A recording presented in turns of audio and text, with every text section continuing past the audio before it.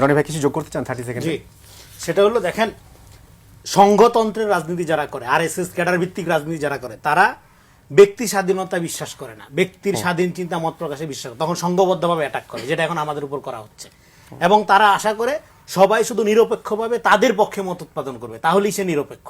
তার সমালোচনা করলে তার চরিত্র রাখা হবে না। হ্যাঁ, যেইটা এখন একটা ডেঞ্জার। তারা ক্ষমতায় না যেতেই অলরেডি সাফোকেটিং কন্ডিশন তৈরি হয়েছে। আমরা বারবার বলছি টলারেন্সি ফার্স্ট, ডেমোক্রেসি সেকেন্ড।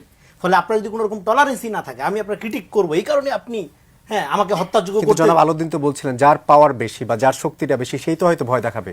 যার শক্তি বেশি সেটা আপনি কিভাবে মাপবেন? আপনি তো মনে করতেছেন আপনার শক্তি বেশি, কারণ অনলাইনে তো সমস্ত জরিপে আপনি সকাল বিকাল সরকার গঠন করতেছেন।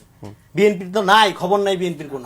হ্যাঁ, এবং এই যে জাতীয় সরকার, একটু শেষ করে, জাতীয় সরকার যদি আজকে 15টা আসন 3টা মন্ত্রণালয়ে দিত, তাহলে তারেক রহমান খারাপও হইতো না, বিএনপি সাদাবাজও হইতো না।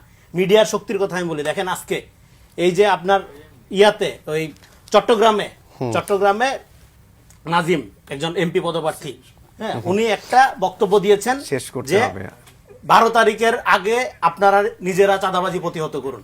সেটাকে মিডিয়াতে আসছে কিভাবে, 12 তারিখ পর্যন্ত আপনারা দয়া করে চাঁদাবাজি বন্ধ করুন। উনি বলছে 12 তারিখের আগে আমার রাজনৈতিক নেতাকর্মীদের অনুরোধ হাত জোর করে বলতেছে আপনারা ঠেকান, আল্লাহর রহমতে আমি যদি নির্বাচিত হই তারপরে বাকিটা আমি দেখবো। তার মানে তখন সময় দিতে পারছি না, শেষ করতে হচ্ছে।